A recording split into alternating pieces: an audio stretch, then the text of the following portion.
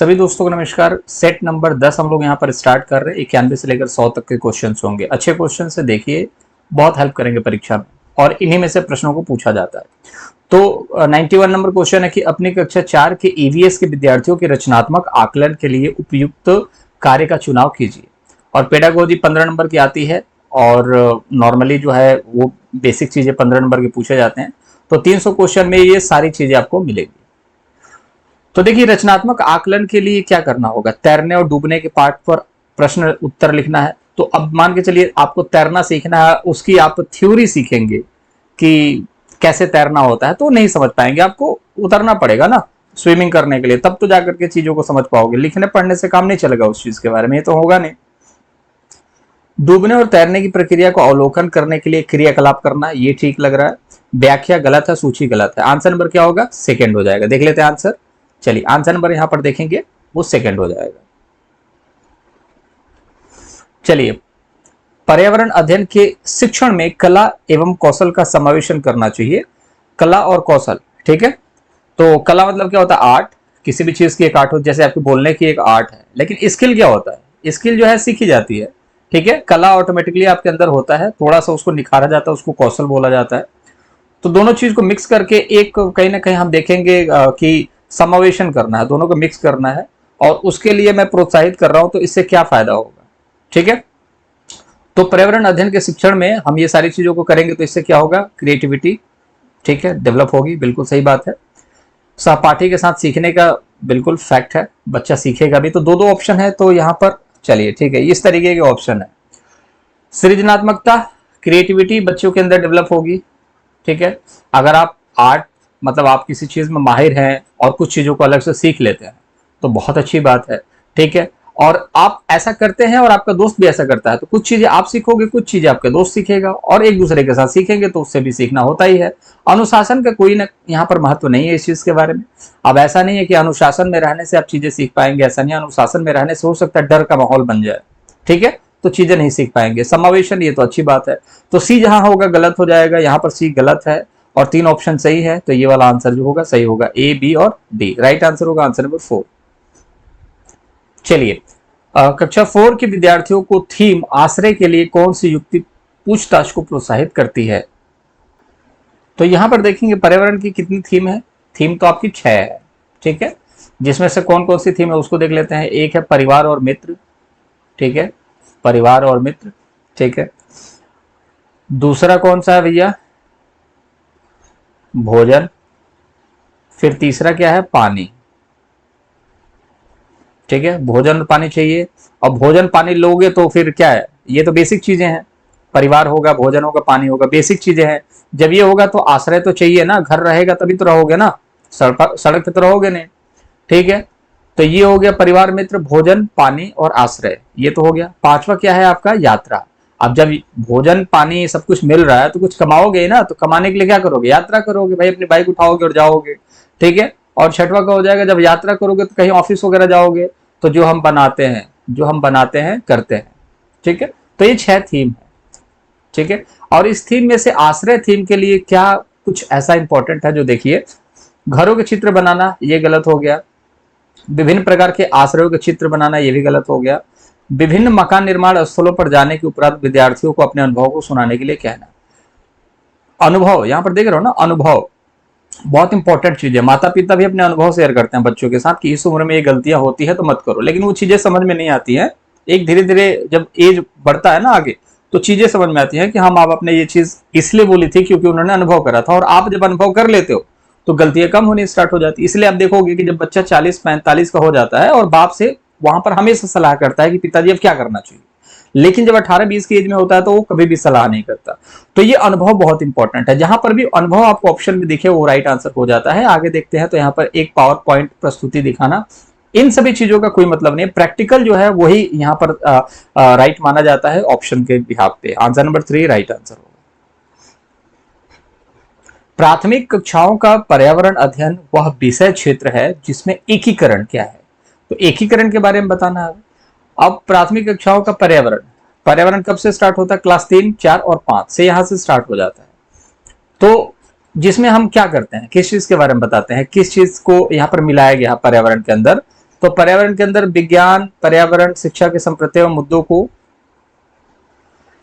ठीक है, तो विज्ञान और पर्यावरण, शिक्षा, पर्यावरण मतलब ईवीएस, ठीक है, और विज्ञान को ही मिलाया गया है, ठीक है। देखते हैं सामाजिक विज्ञान को ही मिलाया गया है, तो कि विज्ञान तो यहाँ पर भी है, यहाँ पर भी विज्ञान है, ठीक है, विज्ञान सामाजिक विज्ञान, लेकिन यहाँ पर पर्यावरण विज्ञान नहीं दिख रहा है, यहाँ पर विज्ञान है सामाजिक पर्यावरण, तो राइट आंसर होगा आंसर नंबर 4, ठीक है। तो आप ईवीएस में देखोगे ना, तो विज्ञान से रिलेटेड भी प्रश्न पूछे जाते हैं, सामाजिक विज्ञान से भी रिलेटेड प्रश्न पूछे जाते हैं। आप सामाजिक विज्ञान से रिलेटेड क्या प्रश्न पूछे जाते हैं, आप ये भी पूछोगे, तो यहाँ पर पूछा जाएगा कि बताइए कि प्राथमिक एजेंसी कौन सी है, ठीक है, तो ये क्या है, माता पिता, परिवार, यही तो है। अब ये किस चीज में आएगा, विज्ञान में आएगा, नहीं आएगा ना, विज्ञान में तो नहीं आएगा, ये पर्यावरणीय शिक्षा के अंतर्गत आएगा, ठीक है, लेकिन ये किसका पार्ट, किसका है, ये तो परिवार का है, समाज का है, तो ये सामाजिक आ जाएगा, ठीक है, ये सामाजिक विज्ञान हो गया। घर परिवार से जुड़ा हुआ जो चीज होता है वो सामाजिक हो जाता है, पर्यावरण से जो भी चीज जुड़ा होता है वो आपका पर्यावरणीय हो जाता है,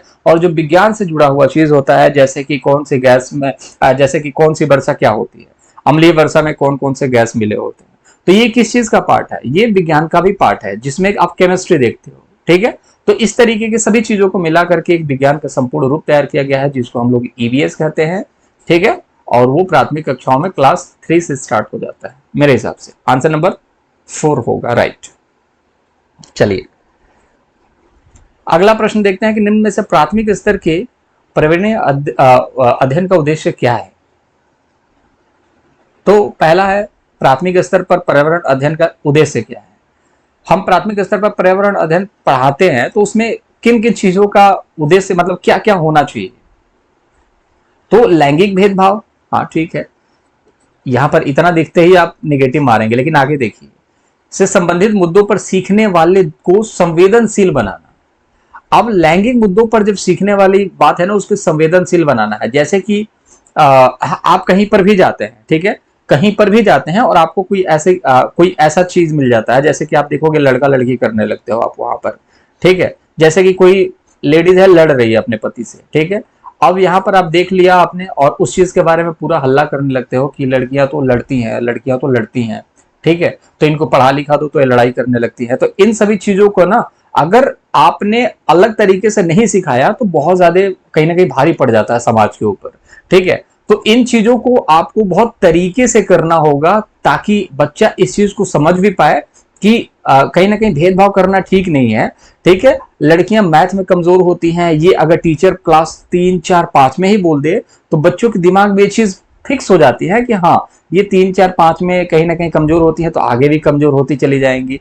तो ये लैंगिक भेदभाव आपको नहीं करना है। और किसी भी आदमी को अगर कोई जज करता है इन सभी चीजों को लेकर के, एक दो केसेस को लेकर के, तो उसको भी इस चीज के बारे में समझाना है कि छोटे बच्चों को दिखाना है कि नहीं ऐसा नहीं होता है, कुछ लोग तो बुरे होते हैं, एक्सेप्शंस आर एवरीवेयर, ठीक है। तो यहां पर एक छोटी सी मान लो कोई लड़की है, उसको बोल दिया कि भाई तुम कार वार नहीं चला सकती, तुम स्कूटी नहीं चला सकती, इस चीज को मान लेना, ठीक है। अब लड़की के दिमाग में चला जाएगा, वो कभी टच भी ना करे।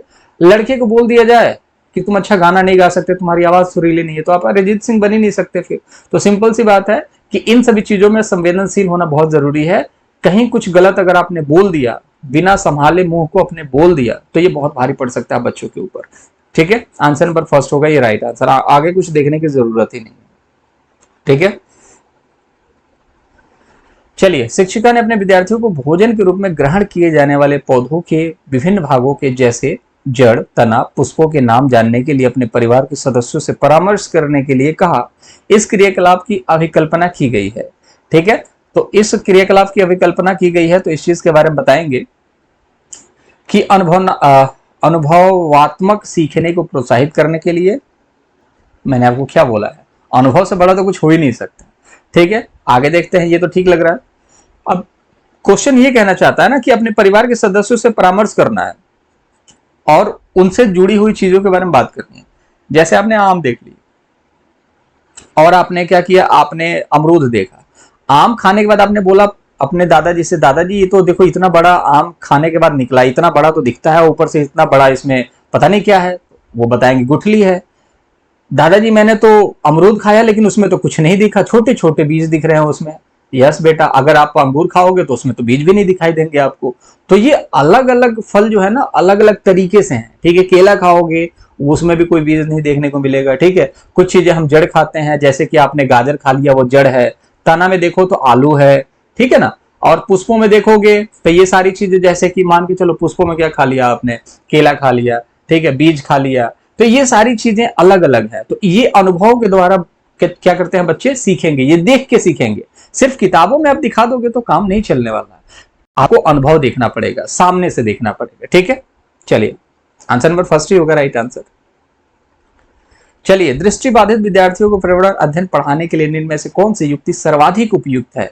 एक बच्चा ऐसा है जो देख नहीं सकता, तो उसको किस तरीके से पढ़ाना चाहिए क्लास के अंदर, ताकि बच्चा जो है अलग तरीके से सीख सके। अपना टाइम दे रहा है तो कहीं ना कहीं कंज्यूम हो, उस टाइम का कहीं यूटिलाइजेशन हो सके। तो कक्षा में मिश्रित सहपाठी समूह बनाए, ठीक है।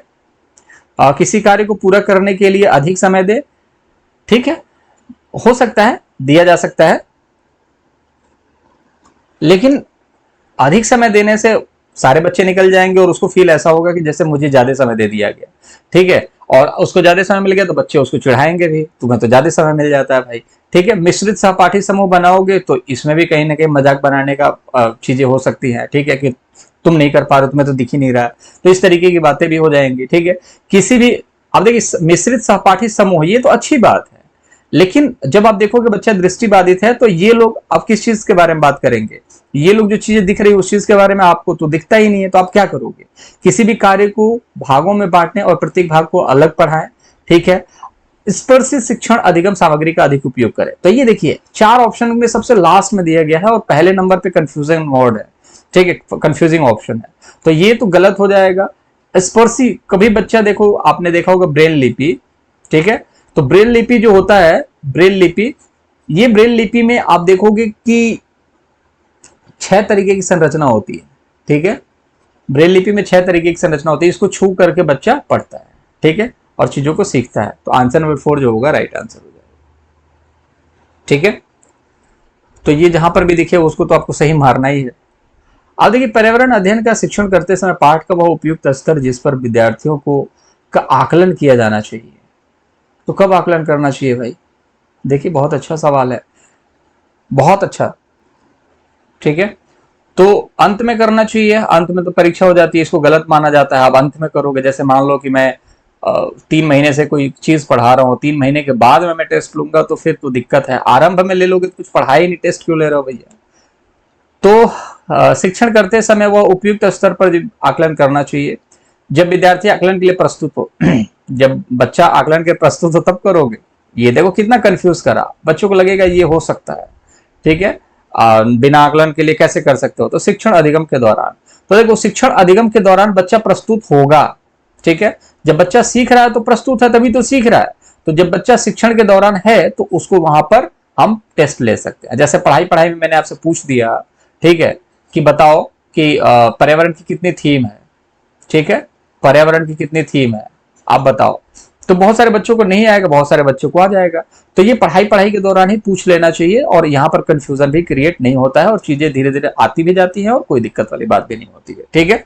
चलिए आंसर नंबर जो हो जाएगा 4 राइट आंसर होगा। चलिए, आपको अपने विद्यार्थियों के पर्यावरण अध्ययन परियोजना का आकलन करना है और उन्हें शीघ्र प्रतिपुष्टि देनी है, मतलब फीडबैक देना है। मैंने आपको कोई एक प्रोजेक्ट दिया और उसका आकलन आप लोगों को करना है, ठीक है, आपको अपने विद्यार्थियों के पर्यावरण का, ठीक है। तो मैंने आपको प्रोजेक्ट दिया, मैं उसका आकलन करूंगा, आकलन मैं करूंगा, ठीक है, क्योंकि मैं अपने विद्यार्थियों के लिए एक पर्यावरण अध्ययन पर परियोजना दिया, मैंने एक प्रोजेक्ट दे दिया कि आप यात्रा पर ना बताएंगे मुझे, ठीक है, ठीक है। यात्रा के ऊपर आप एक प्रोजेक्ट बनाइए, उस पर मैं आप देखूंगा आप लोग कैसी यात्रा कर पाते हैं, बना पाते हैं। तो आप लोग घूमने निकल जाते हो और अलग अलग अनुभव लेके आते हो। और जब मैं आकलन करता हूं तो मुझे तुरंत प्रतिपुष्टि देना है, तो आप आकलन के लिए किस साधन का चुनाव करेंगे। अवलोकन, हम तो अवलोकन कर ही नहीं सकते, अवलोकन तो जो बच्चा करेगा वो करेगा ना। जैसे कि आप यात्रा पर चले गए केरल घूमने के लिए, अब जब केरल चले जाओगे तो आप अवलोकन करोगे ना, हम तो बैठे हुए हैं क्लासरूम में, हम तो इंतजार कर रहे हैं कि कब आप यात्रा करके आए और हम आपसे प्रतिपुष्टि लें, ठीक है। तो कहीं ना कहीं हम आपको फीडबैक दें आपका पढ़ करके, तो अवलोकन तो हम कर ही नहीं सकते। क्रम निर्धारण मापनी से कुछ होगा नहीं, हम क्रम निर्धारण मापनी, तो ये तो बहुत गलत चीज है। हम क्रम निर्धारण करेंगे कि तुम्हारा अच्छा है, तुम्हारा अच्छा, तुम्हारा अच्छा, तो ये पॉसिबल ही नहीं है। जांच सूची हम जांच करेंगे। सहपाठी आकलन यहाँ पर कहीं भी सहपाठी आकलन का है ही नहीं, हर बच्चा अलग अलग लाएगा तो सहपाठी आकलन कैसा है, कोई मुंबई गया घूमने, कोई केरल गया, कोई बंगाल गया, तो गया अलग अलग जगह, तो सहपाठी आकलन है नहीं। जांच सूची के द्वारा हम क्या करेंगे, बच्चों को यहाँ पर देखेंगे। ठीक है, चलिए तो चलिए इसका राइट आंसर होगा आंसर नंबर 3। चलिए अगला प्रश्न देख लेते हैं। पर्यावरण अध्ययन में सीखने का आकलन करने का उद्देश्य है।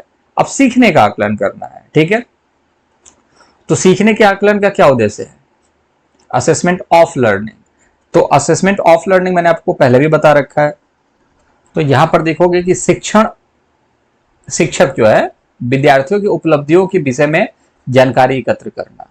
ठीक है, तो अगर आपके सीखने के बारे में आपने क्या क्या उपलब्धि की है उस चीज के बारे में जानकारी एकत्र किया जा रहा है, तो ये आपका सीखने का आकलन होता है। बीता हुआ एक तरीके से जो आपने किया है उस चीज के बारे में आपको बता देना भाई। जैसे कि आपके किस सब्जेक्ट में कितने नंबर आते हैं मैंने आपको बता दिया इकट्ठा करके, यही तो बात है। ठीक है, तो सीखने का आकलन, सीखने के लिए आकलन, सीखने में आकलन, सीखने के रूप में आकलन, ये सारी चीजें मैंने आपको पहले भी करवा रखी है और अभी बाद में करवाऊंगा भी। ठीक है, फिलहाल के लिए ये आपका राइट आंसर होगा आंसर नंबर फर्स्ट। मुलाकात अब अगली वीडियो में करेंगे। यहां पर जाकर के आप फ्री कंटेंट कंज्यूम कर सकते हैं और पीडीएफ भी है, वहां पर जाकर के डाउनलोड कर सकते हैं। टेलीग्राम चैनल से चाहे तो जुड़ सकते हैं, डिस्क्रिप्शन बॉक्स में लिंक मिल जाएगा। चैनल को चाहे तो सब्सक्राइब कर सकते हैं, लाइक कर सकते हैं वीडियो को।